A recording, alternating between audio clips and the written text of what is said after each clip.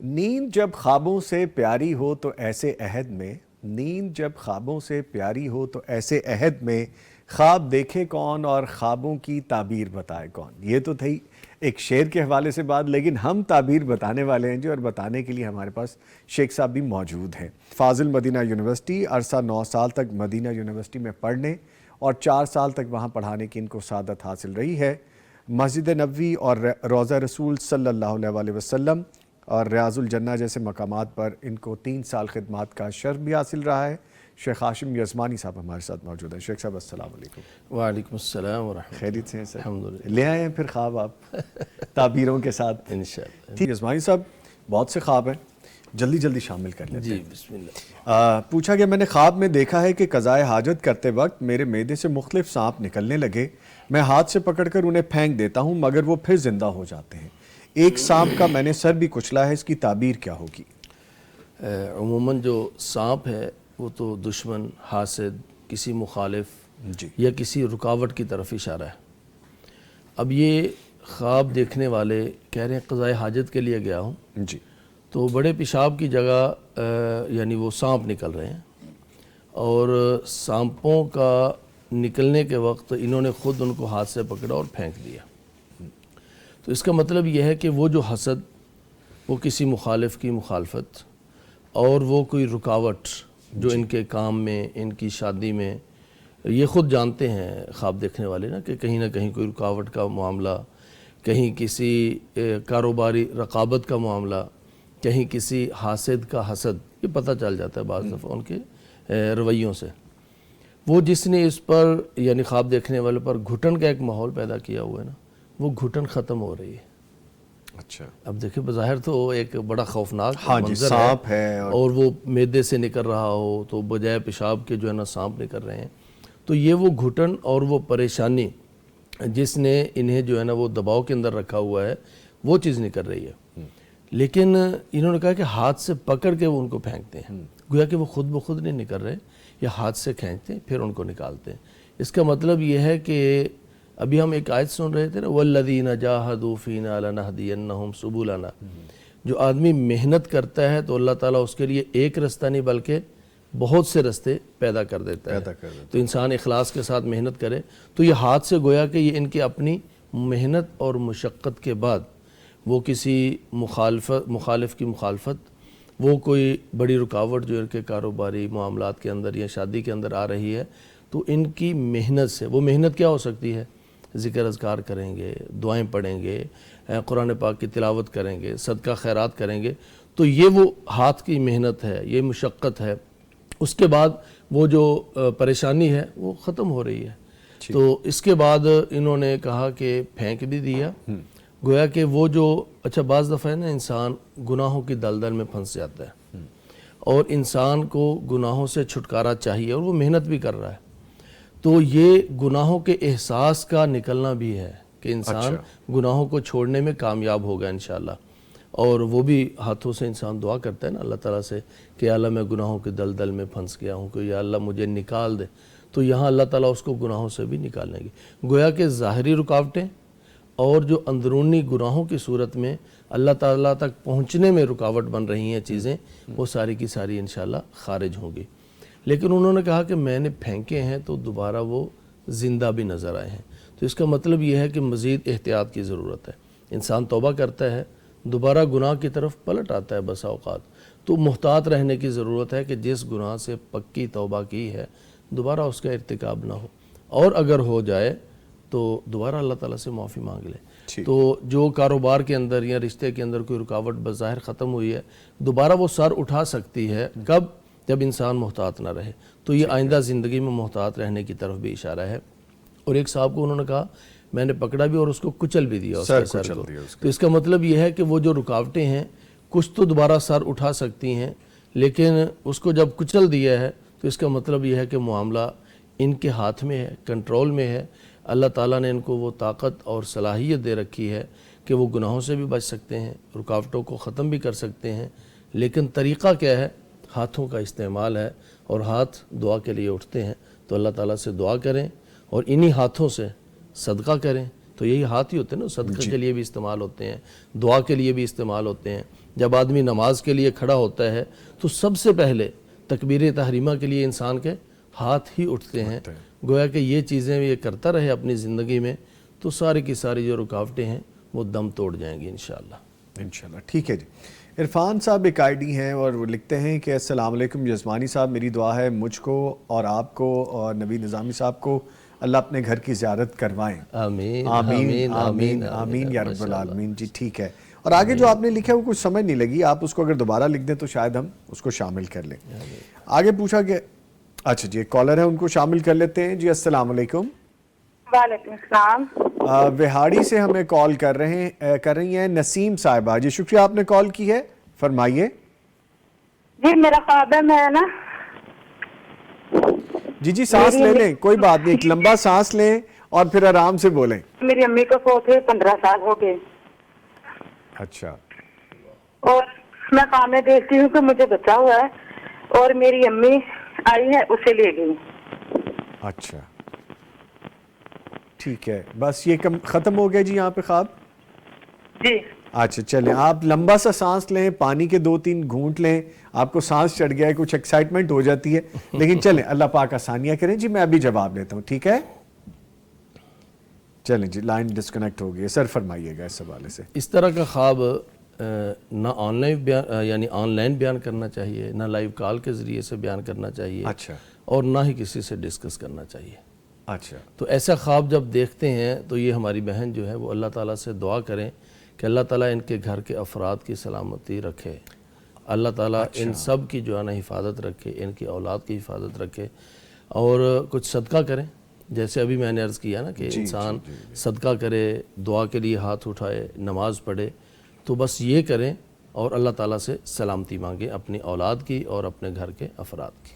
اچھا چلیں لگے ہاتھوں یہ بھی بات ہو گئی، ایک مناسب سی مثال بن گئی ہے. اس طرح کے یا اس سے ملتے جلتے خواب آپ کبھی بھی کسی سے، جیسا شیخ صاحب نے کہا کہ آپ ڈسکس نہ کریں، بتائیں نہ کسی کو، کہ اپنے کسی ایسے پیارے کو ہی بتا دیں جس کو لگتا ہے کہ آپ بہت پیار کرتے ہیں، وہ آپ سے بہت پیار کرتا ہے، کہ جی مجھے اس کی تعبیر کے بارے میں بتا دیں. یہ مت کیجئے.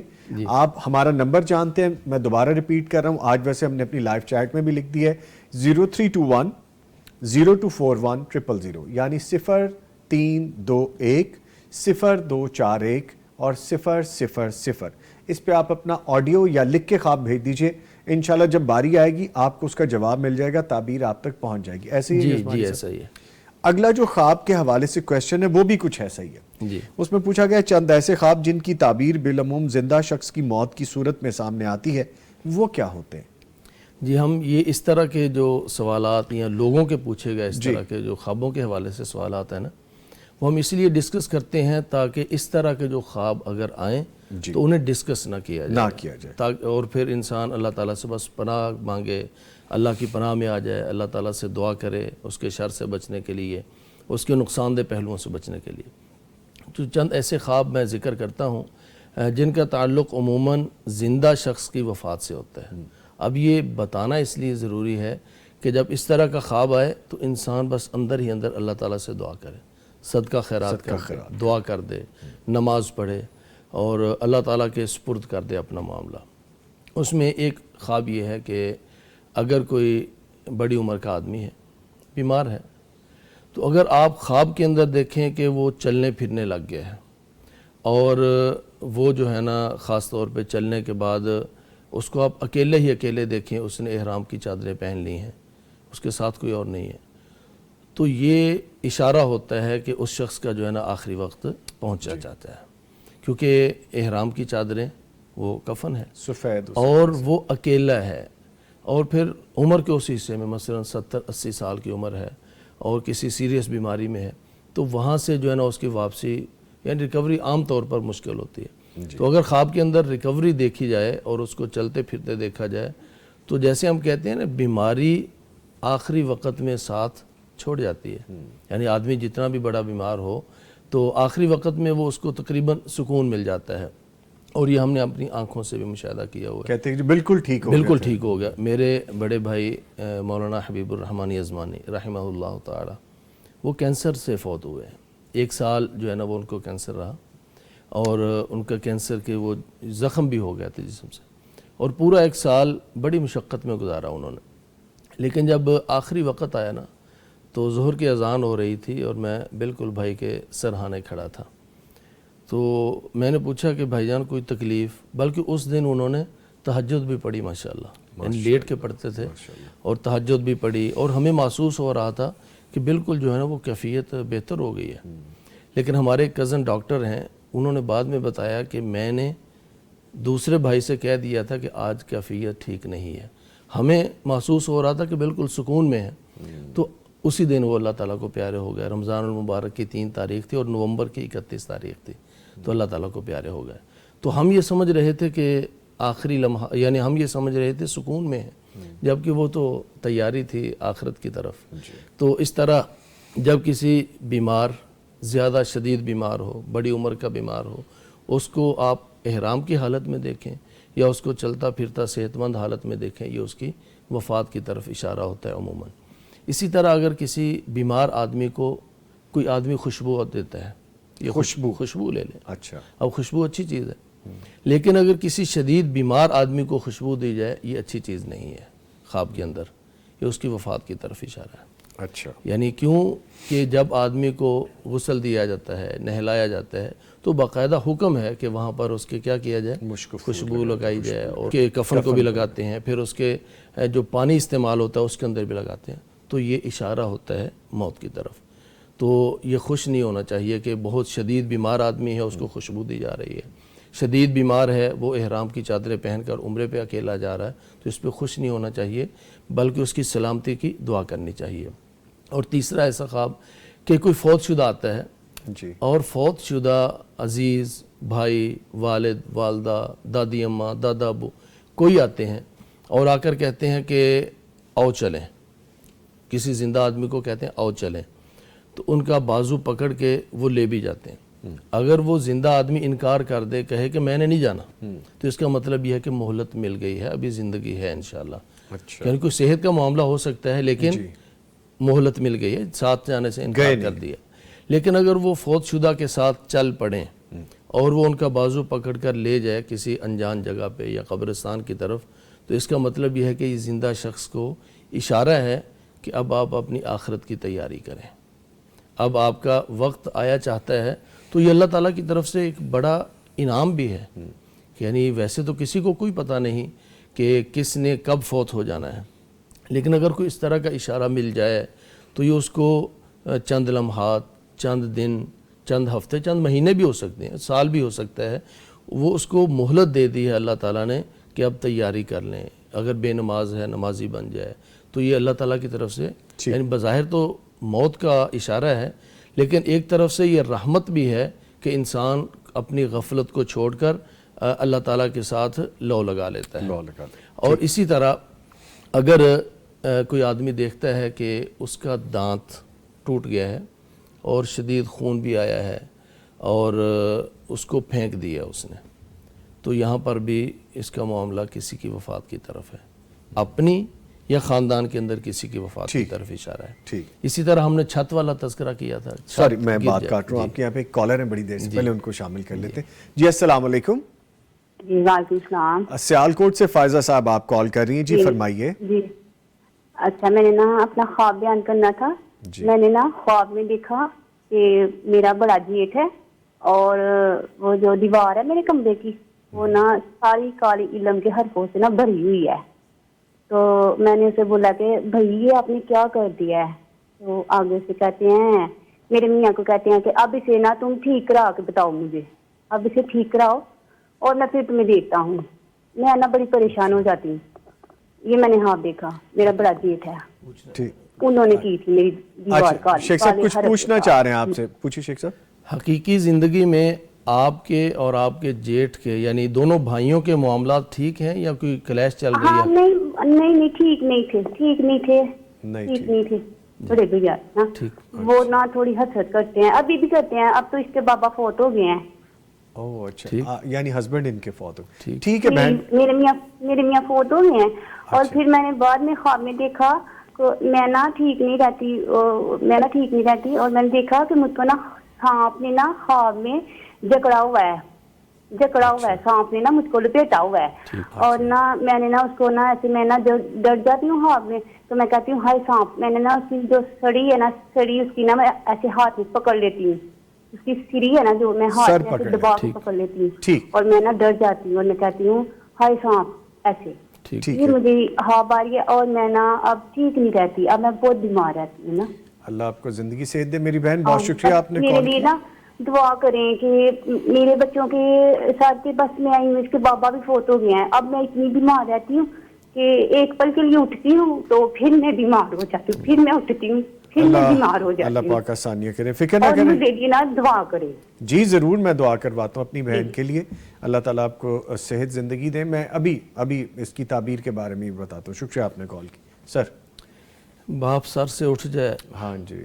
माँ कितनी परेशान है कि अब ये जो वालदा है ना, शायद इस वक्त इनकी अपनी ज़िंदगी अपने लिए नहीं जीना चाहती, बच्चों के लिए। बच्चों का कह रही हैं, बच्चों का सहारा नहीं है और बच्चों के सर पे अब ये वालदा ही हैं। तो अल्लाह ताला से दुआ है कि अल्लाह ताला हमारी इस बहन को शिफाए कामिला आजिला नसीब फरमाए। आमीन आमीन और अल्लाह ताला जितने भी बीमार हैं सबको शिफाए कामिला आजिला नसीब फरमाए। आमीन आमीन।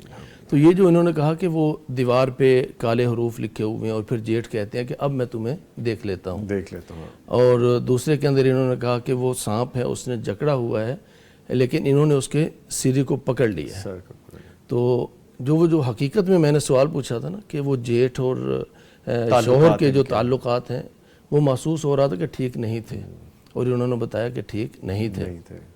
और ये जो आगे बातें हैं कि वो हसद करते थे या इस तरह के, चूँकि इनका एक जहन भी बना हुआ है और एक ताल्लुकात भी ठीक नहीं थे। तो अब जब शौहर भी मौजूद नहीं हैं तो अब ये माजी को बहुत सोचती हैं कि किस तरह मेरे जेठ और शौहर के दरमियान क्लैश रहा। और ये भी हो सकता है कि उनकी वफ़ात के बारे में भी ये सोचते हों कि शायद उन्होंने कुछ किया हो। अच्छा। तो जब इंसान बहुत ज़्यादा सोचता है ना ऐसी चीज़ों के बारे में, तो फिर इस तरह की चीज़ें आती हैं, चाहे वो कुछ ना भी कर रहे हों। अच्छा। चाहे वो कोई जादू, काला इलम या कोई तावीज़ गंडा कुछ भी ना कर रहे हों, लेकिन चूँकि ताल्लुकात ख़राब थे इसलिए बहुत से नेगेटिव पहलू सामने आते हैं। वो भी इस वजह से कि अब शौहर इनके मौजूद नहीं है। जब इंसान को सहारा, हकीकी सहारा छिन जाता है ना, तो फिर उसके असबाब ढूंढता है, किस वजह से ये छिना है, किसने हमारे साथ ऐसा किया है। तो फिर जो करीब तरीन रिश्तेदार होता है और उसके साथ ताल्लुकात भी ठीक नहीं होते तो उसके बारे में जहन जाता है। और ये ज़रूरी नहीं कि उसमें हकीकत नहीं, बिल्कुल असल में असबाब है ना, कि सहारा नहीं है, आदमी दाएं बाएं यानी दाएं बाएं हाथ पांव मारता है। तो पहली तो हमने दुआ की है कि अल्लाह ताला इनको सलामत रखे। तो फिर असबाब पे इंसान की निगाह जाती है, तो फिर करीबी जहाँ से ताल्लुकात की ख़राबी होती है उसके बारे में अजीब व गरीब ख्यालात आते हैं। तो ये उन ख्यालात की तरफ भी इशारा है। और दूसरा, वो अगर किसी ने कुछ किया भी है तो घबराएं नहीं इंशाल्लाह। यानी उन्होंने कहा ना कि मेरी तबीयत ठीक नहीं रहती। हाँ जी, बीमार तो जाहिर है कि ये स्ट्रगल कर रही हैं ना अपने बच्चों के लिए, अपने यानी शौहर के बाद बच्चों का सहारा भी हैं। बच्चों के लिए बाज़ दफ़ा बहुत से बोझ यानी मर्द वाले वो औरत के कंधों पर आ जाते हैं, तो उस वजह से ये अपने आप को थकावट वाली महसूस करती हैं, तबीयत ठीक नहीं है। वो जो सांप ने जकड़ा हुआ है ना, वो भी किसी परेशानी और रुकावट की तरफ इशारा है, लेकिन इन्होंने उसके सर को पकड़ लिया। ठीक। इसका मतलब क्या है कि जो वो काले हिंदसे हैं या सांप ने जकड़ा हुआ है, एंड यही है कि इनका कोई नुकसान इंशाल्लाह नहीं होगा। बस दुआ जारी रखें। सूरतुल फातिहा, सूरतुल बकरा की पहली 5 आयतें, आयतुल कुर्सी, सूरतुल बकरा की आखिरी 2 आयतें और आखिरी दोनों कुल, सूरतुल फलक और सूरतुल नास, ये पढ़ के अपने आप को, बच्चों को, घर को दम करें और जहन से कोई भी मनफी ख्यालात निकाल दें, इंशाल्लाह खैर होगी इंशाल्लाह। ठीक है जी, इसके साथ ही जितने ख्वाब हम शामिल कर सके कर लिए। वक्त ख़त्म हो गया। मैं अपने मौजूद मेहमानों का शुक्रिया अदा करूँगा। हुज़ैफ़ा, शहबाज साहब, सर आपके आने का बहुत शुक्रिया, थैंक यू वेरी मच। और मौजूद रहे हमारे साथ शेख हाशिम यज़मानी साहब। शेख साहब आपके आने का शुक्रिया। कुछ चीज़ें रह गई हैं जी, लेकिन इंशाल्लाह अगली नशिस्त में से। ठीक है जी, इसके साथ ही जी प्रोग्राम का वक्त ख़त्म हो रहा है। बस जाते जाते यही बात है कि मौसम सरमा है, मोमिन की बहार का ये मौसम है। इससे जितना फ़ायदा हम उठा सके उठा लें, लोगों के भी काम आ जाए। छोटा सा मैसेज मैंने दिया, सर्दी आ रही है तो सर्द मौसम में गर्म कपड़ों की ज़रूरत होती है उनको जो शायद ख़रीद ना पाए, तो उन तक खुद पहुँच जाए। زیادہ نہیں، کسی ایک دو کے ہی کام آ جائے، یہ سلسلہ آگے چلتا رہے گا۔ اس کے ساتھ ہی اپنا اور اپنے پیاروں کا خیال رکھیے، دعاؤں میں ہمیں شامل رکھیے، ایسی دعائیں جو آپ ہمیں لکھ کے بھیجتے ہیں بہت اچھا لگتا ہے، بہت شکریہ آپ کا، یہ سب دعائیں آپ کے لیے بھی ہیں۔ نوید نظامی اور پوری ٹیم کو اجازت دیجیے، کل پھر انشاءاللہ ملاقات ہوگی، تب تک کے لیے اللہ حافظ۔